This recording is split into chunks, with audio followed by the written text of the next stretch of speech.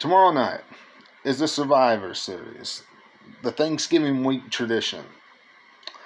Tomorrow night, WWE brings back War Games.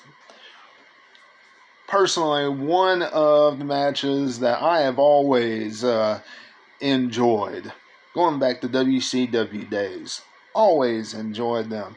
Quite frankly, as far as the Survivor Series is concerned, I always enjoyed the traditional 5-on-5 Survivor Series matchup, or 4 versus 4, depending on which year it was, where according to the card, and according to the card, and according to how they've been running down the show, we're not seeing any of that. So, that kind of is a bummer for me a little bit, but that has been one of my favorite type matches for the Thanksgiving week tradition, the Survivor Series.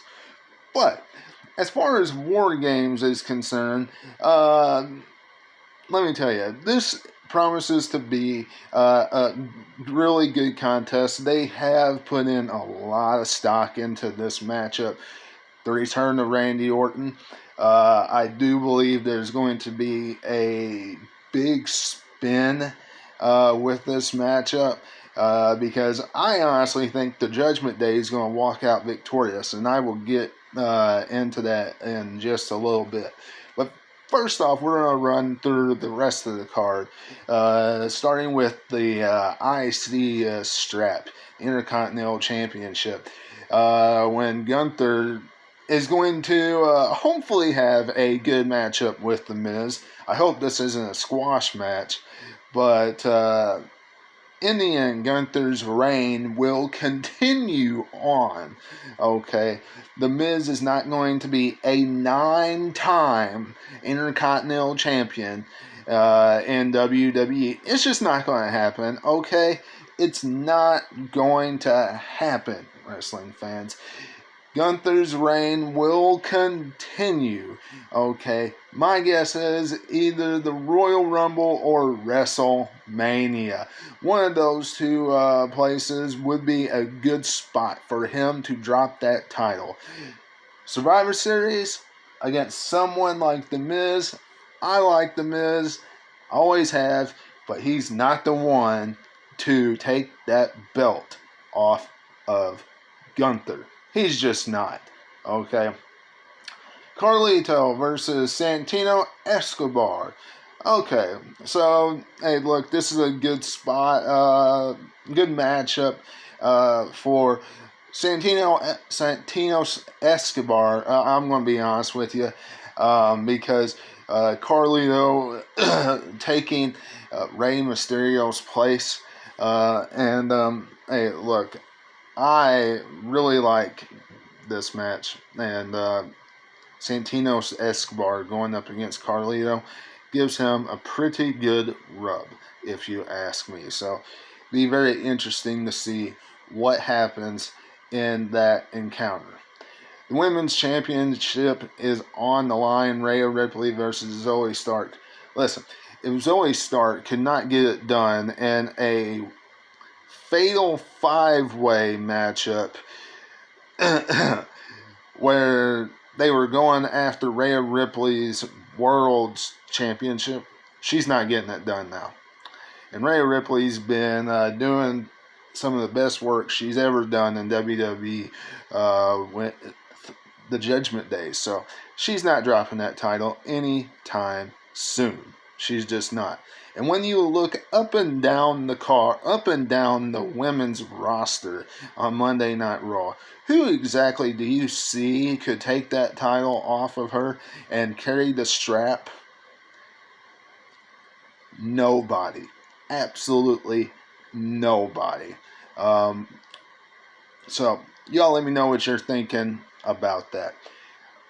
And speaking of letting me know what you think about that and everything else on this channel.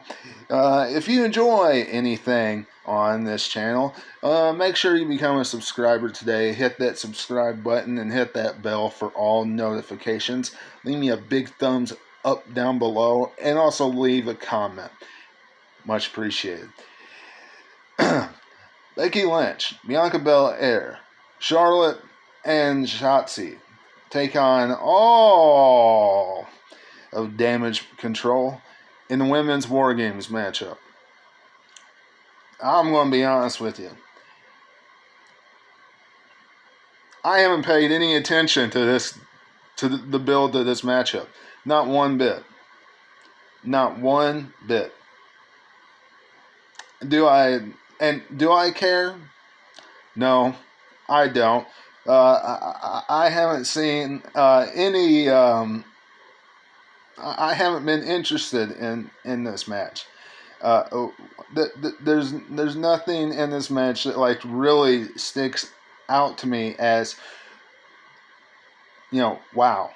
Now, I'm sure the match is going to come off great, and I'm sure they're going to give us a great matchup. But story-wise, yeah. And, it would be different. I would look at it differently if Damage Control would not have, and this is the honest truth, if Damage Control would actually beat up their opponents consistently, have a, just a shot in the arm, with their stable consistently, but they don't.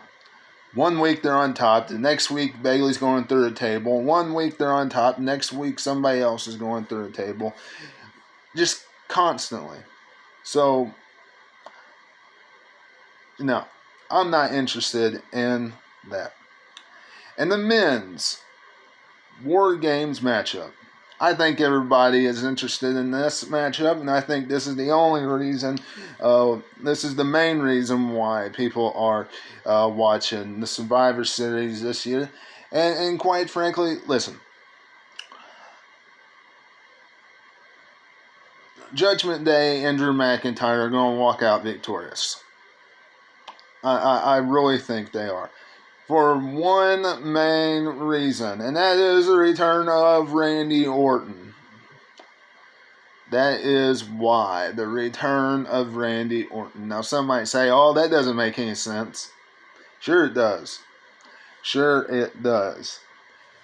Cody Rhodes has to have somebody in this next chapter, okay? What is his next chapter going to be, all right? He has been floundering, and I think everybody knows this. Since WrestleMania, it's just been a bumpy road for him. Okay, I mean, he did the whole thing with Brock Lesnar, but outside of the Brock Lesnar feud, what exactly has Cody Rhodes done? Not too much. He's got to do something. If you ask me, have Randy Orton come back, and then towards the end of this match, have Randy Orton punt Cody Rhodes right in the head or RKO him, and Judgment Day pick up that victory. There's your feud going into the fall months. Or going into, not the fall months, excuse me. There's your feud going through December and into the Royal Rumble. Randy Orton and Cody Rhodes. You gotta have something. You have to have something big for Randy Orton to come back to. Randy Orton's always been a much better heel than babyface. I'd rather see that than a triumphant victory for all the baby faces tomorrow night. A triumphant victory over the Judgment Day and Drew McIntyre tomorrow night. It's been a great story. Let's see. Randy Orton, turn heel tomorrow night. That's what I'm going for. Y'all let me know what you're thinking in the comments below. I'm getting out of here. Y'all subscribe to the channel. Go back and check out anything you missed. And until I see you again, this is Webby. I'll catch you on the other side.